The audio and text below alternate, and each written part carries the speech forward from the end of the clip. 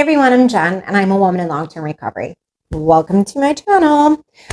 If you are returning, welcome back. If you are new, I am a CARC, a SERPA, a rape crisis counselor, a Narcan trainer, syringe peer, and the creator of Supplies for Life. If you look down below, you'll find a video that explains a lot of that and how I got my certifications in New York State. You will also see all social media as well as right here. And you will also find the link for Go Bags. Go Bags is what I help people in my local community. It's how I get supplies, hygiene, cosmetics, food, things of that nature. So right now, the shelves are better than what they were, but we are lacking in any type of donation, especially with the colder weather coming. I would really appreciate any donations as always. A few weeks ago, I posted a question on Instagram asking you guys, like, if you're in recovery, what's it like for you and or what do you struggle with? And the responses were amazing. So today we are going to answer those questions. And starting with Amy, I don't know how to say Amy Glant, I don't know. I always screw up everybody's names. Anyway, Amy asks, she struggles with like any holidays like Christmas, Easter, Thanksgiving, which a lot of people do. Holidays are really weird. I mean, even for someone like me who's, I have 4 years now and I have holidays where I've been like sober now for a while. It's rough. Especially, if alcohol is your substance of choice and people are drinking and carrying on for the holidays, it can be rough. And it's okay for you to say no to go to a holiday party. Like, that's the thing. It's okay for you to say you're sober. It's okay for you to say no. Whether you say no to going or no once you get there, that is all okay. Remember, no is a full sentence. And I think sometimes we get tripped up on that, like, oh, I don't want to offend. And absolutely not. No is a full sentence. No, I don't want that drink. No, I cannot attend your party. And that's cool. And if your friends and family don't understand, that is on them. Ghost Princess 7 said, loving someone who is still addicted. Well, that's its own special kind of hell, unfortunately. Strong boundaries, lots of listening, and patience. But I feel like strong boundaries is a necessary evil for you and for them. Like, if you tell them, listen, this is a hard no, and they don't respect that, then they need to in turn understand and respect when you're like, nope, can't have you here anymore, can't do this, can't do that.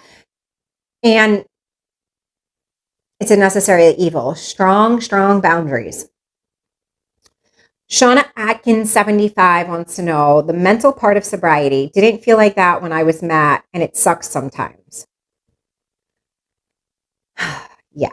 So medically assisted treatment or not, getting sober is also working on your mental health and your mental well-being and whatever childhood trauma or adult traumas or whatever you suffered in your life to awaken the addiction disease inside of you, right? And it's rough. Like, there's nothing about it that is a good time. There's nothing about it that is easy. It's all work. But, what's that old saying? Like, anything that's worth anything isn't going to be easy. And that applies for this too. Debbie Deb wants to know, wanting to leave the house, she said. So I think a lot of us struggle with wanting to leave the house when we are either newly in recovery or in struggling and whatnot. And that's real. Like, there are days, like, my mental health has been a little bit in the can lately, and I recognize that in myself, and I know. But like the other day, I had to give myself a pep talk to get out of my pajamas and get dressed for the day. And it is what it is. And I feel like that, for me now, I take that as a sign of something is not right for me. I'm either doing too much, not taking care of the things I need to take care of personally for me. And now that's a sign, Beach 6918 wants to know, my depression and anxiety. I think it is very realistic and honest to say that you struggle with your depression and anxiety. We all do. To each his own. I mean, we have to remember that we are in the healing process and those things are going to come up. I mean, it's just, I think whether you're in recovery or not, those things are going to come up, you know? Blake said, anxiety and having no friends, starting from scratch as an adult and feeling behind. Yes. All of that. Yes. You know, yes, that's realistic. I mean, yes. Sometimes I feel like, my God, I'm 42. I should be so much ahead of the curve, right? But my age might be 42, but my mentality and my life choices have made me fall short age-wise, right? And I think all of us in recovery tend to suffer from a bit of this, and we hold ourselves to a higher standard that's not really fair to us, in all sincerity. Like, we have faced more than most, and we survived. And that in itself, we should give ourselves credit for. Lucia also asked, PTSD from being homeless and imposter syndrome, feeling like I don't belong in my own life. Girl, preach. There are days that I'm like, who am I? I feel like that's like a very common thing that I say to Jared, like, who am I? Whose life is this? Because it's not mine. And yeah, it's weird, you know, like, who am I? I am no one. And I'm like a local celebrity, and it's crazy. And the thing that makes me have my celebrity is that I was a drug addict who didn't lay down and die. It's crazy. And I fight for those that don't have a voice. And it's just, I don't know, it's just mind boggling. Like, sometimes I'm like, who the fuck am I? Like, who's this bitch? Like, how is this a thing? Turtle Takalua, I think, said, being around other people who are still active in their addictions, but they are the only friends I have. Yeah. Okay. You know, find new friends, because I know this might sound a little harsh, but I know for me, when I stay around those people longer than I should, I tend to tell myself like this lie and be like, it's not that bad. Their actions aren't that bad. It's okay. I'll give them a pass. And it never turns out good for me mentally, emotionally, monetarily, or physically. I always end up in a bad spot. Rory Tay. Sorry. She said, understanding and believing I will never be able to socially drink, drug again. So that's a really fucking hard pill to swallow. Because our disease tells us, oh, we're better, we're okay, we can do this. And girl, let me tell you, for years, I really tried to do that. And every time I ended up in prison, every time. I can socially drink. I don't have a problem with alcohol. I could drink once a month at dinner. I could have a glass of wine, or I could not drink for 4 years, and I really don't give a shit either way. It's not a deal breaker for me. But I know it's not. I know it lowers my inhibitions and potentially could lead me down a bad path. So I just don't partake in it. I don't daily drink. I don't weekly drink. It's just something I've had to come to terms with.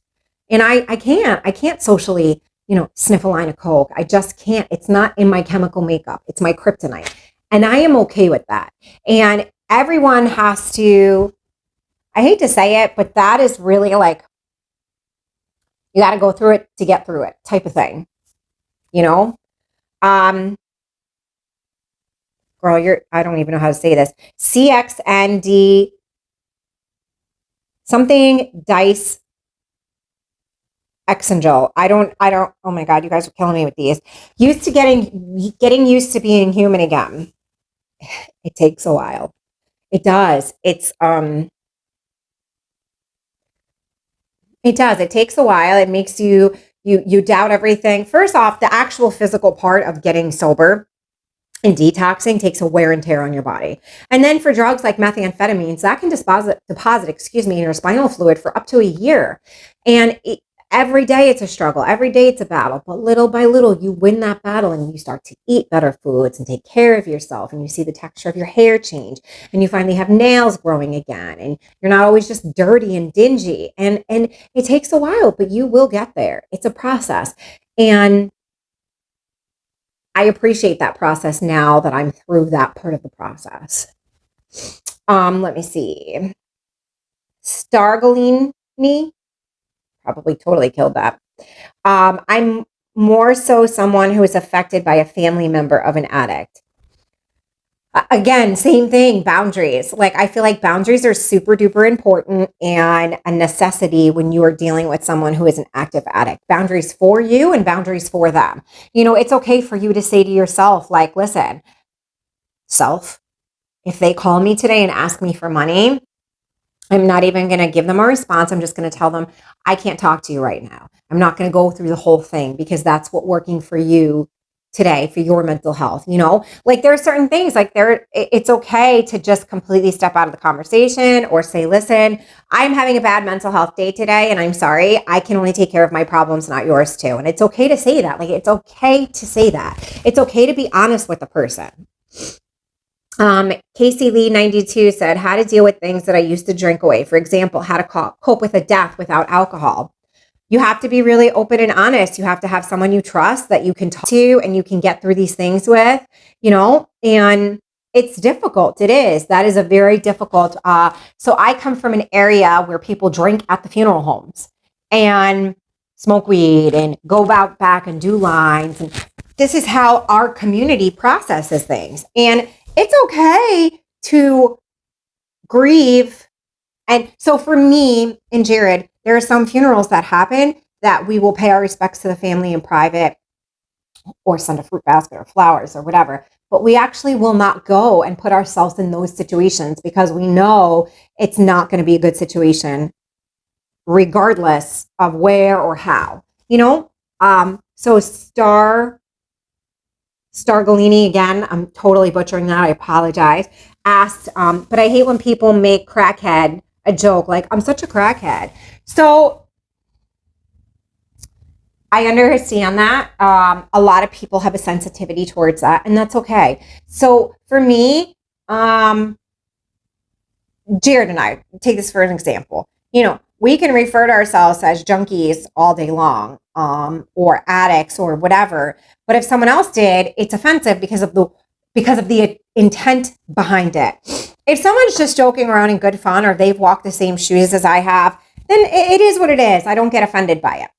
But if it's some normie and they're like, bro, you're such a junkie, you're such a crackhead, and it will send me sideways 100%.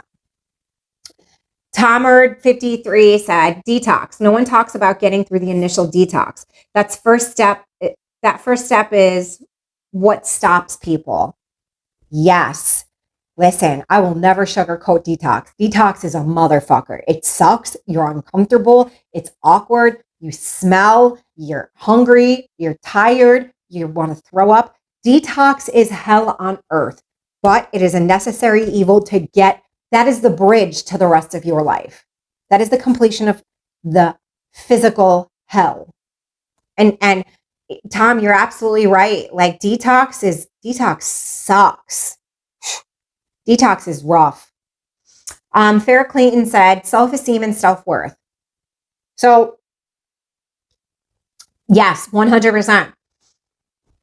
I just feel like that's a process that takes time.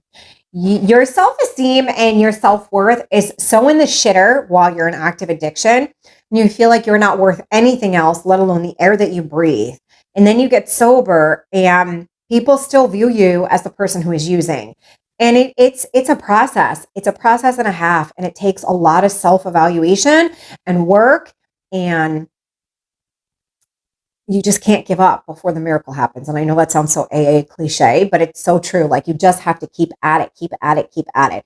That's another reason why I started like the Jen Cutting community on Facebook, because I feel like it is just We need to have safe places that we can say, like, listen, I feel like a bag of shit today, and I feel like I am not worth a damn thing. How do you deal? And I feel like that is we need places like that where we can be brutally honest, or we can put funny memes about, back when we were using or whatever. It's okay to laugh at our past life. It is. It's okay, because we always need humor to get through every situation, but we can never make light of the hell we were in, if that makes sense. Let's see. Assault and Spice said, friend, like in the rat cages of friends, like the rats in cages, experiment on addiction. I get lonely and relapse. Assault and Spice. Yes, loneliness 100% will lead you to relapse every single time. So let me tell you what the positive in this statement is. You recognize the problem. You know loneliness is a trigger for you, which is fantastic. It's not fantastic that that's the trigger, but it's fantastic that you know what your trigger is. So now let's make a plan. So next time you get lonely, you have a Facebook group to hop into. You have someone to message. There are plenty of online Zoom meetings and all of that. So from moving forward, since you recognize what the trigger is, you now have, where to put the first Band-Aid, so to speak, to stop it from becoming a gaping hole. Let me see. So Smoker Buddy, Julian, he said, which is just depression, oh, wait, hold on. It's a two-part. My bad. Boredom. No one talks about enough how after addiction, you feel boredom all the time, which is just depression. So yeah, for sure. Depression, boredom. That's why it's so important for you to find your tribe, your people, right? You need to find a community with like-minded people, because these are all accurate descriptions of what happens when you're newly in recovery and the things that you go through. Yes, detox is a bitch.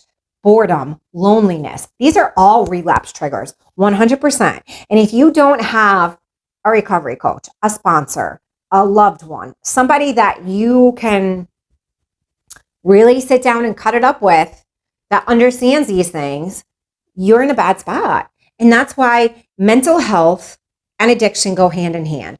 All of this triggers from poor mental health: boredom, depression, loneliness, self-worth, self-esteem. We need to work on those things so those are the main causes of addiction. Addiction is just the sub. It's not the whole part of it. Addiction is what we do to compensate for those main issues. And I think these questions are amazing, and it shows me that you guys are really being open and honest, and it's beautiful. Opening up to so Kenzie Spiller said, opening up to my therapist, telling my family about my issues, which I love these questions so much. You guys are amazing.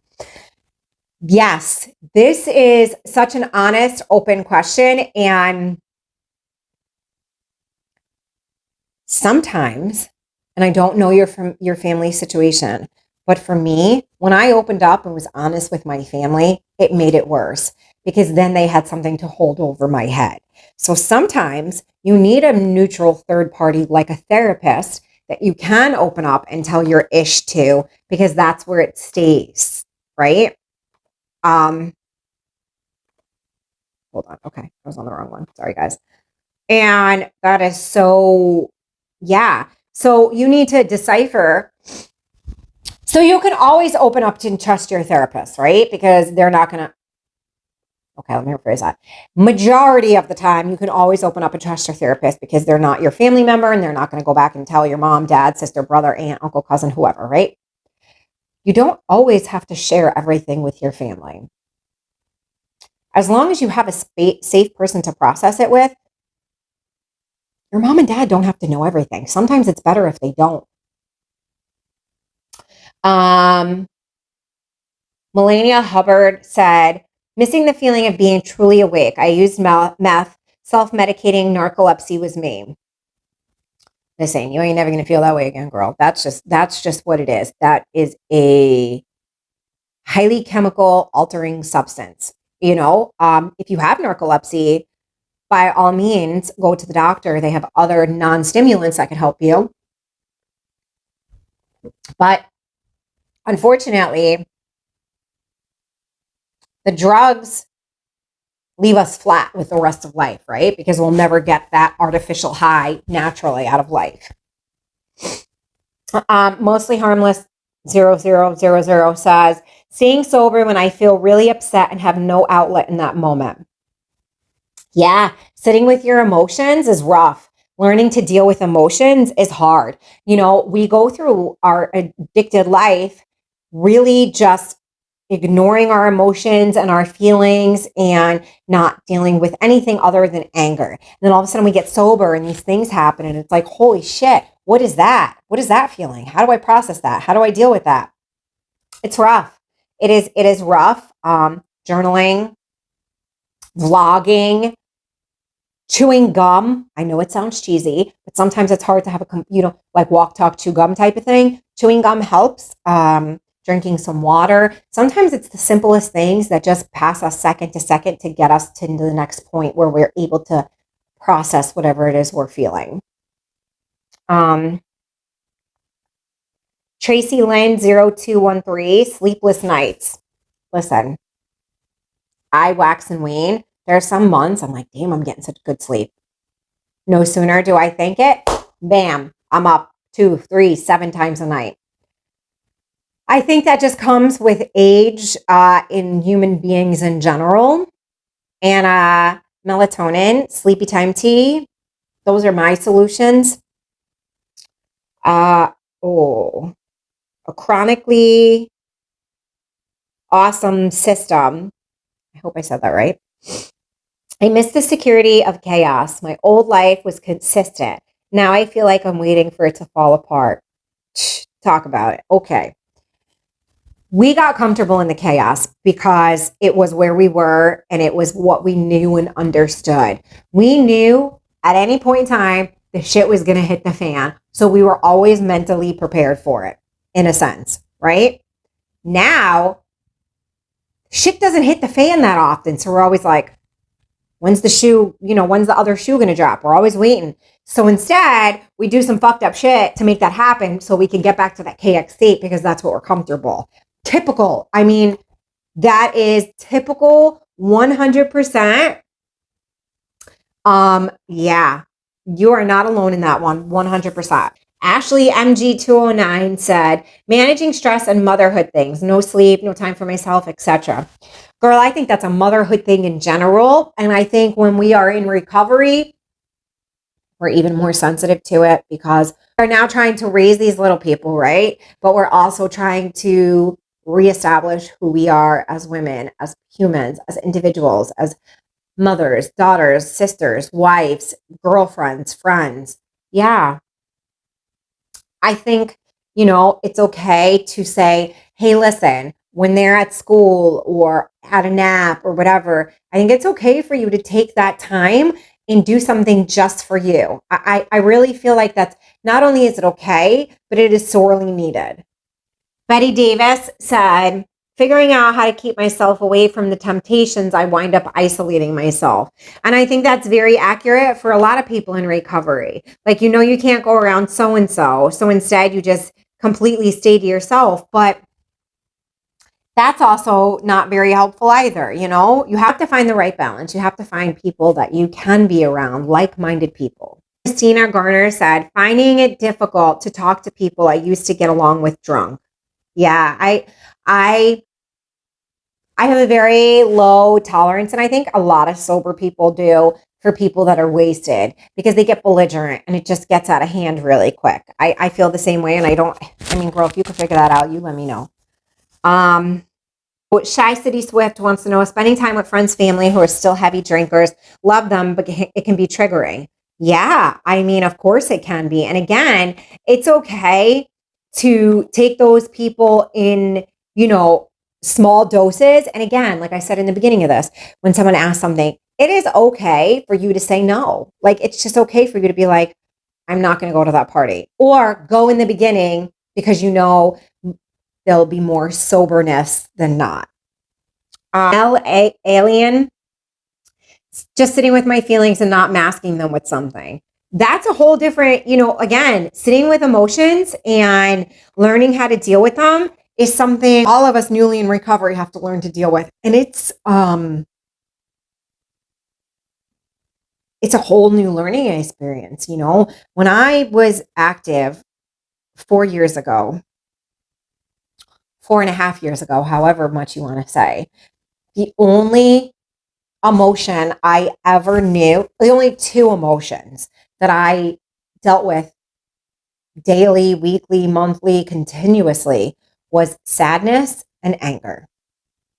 That was it. I forgot how to laugh. I forgot how to be compassionate. I forgot all of that. Like literally, I feel like I smoked those emotions away. And when I got sober, I remember laughing for the first time in jail playing spades. And I was like, oh my God, I haven't laughed and I don't remember when. And that made me sad. We have to learn how to process all of these emotions all over again. And we do. It is a process though. And I think the easy ones like laughing and happiness and laughter and goodness and all that's easier than the sadness or the regret, all that. That's when the shit gets really heavy and hard. So that is it for this Q&A. And I just, these were great questions. You guys never cease to amaze me. You always have amazing questions. And I think the theme really is how to deal with people that are still active, whether it's family or friends while we're sober, and how to deal with emotions. And I hate to say it, but so how to deal with emotions, I feel like is just time. It just takes time. And the more time you give it, the better off it is. But also, I think with loved ones, it's really about boundaries. Boundaries. Unfortunately, the more boundaries, the better, because I know as a person in recovery, I have to put that first and foremost. And I'm dealing with clients or family members, or even Jared when he was relapsing.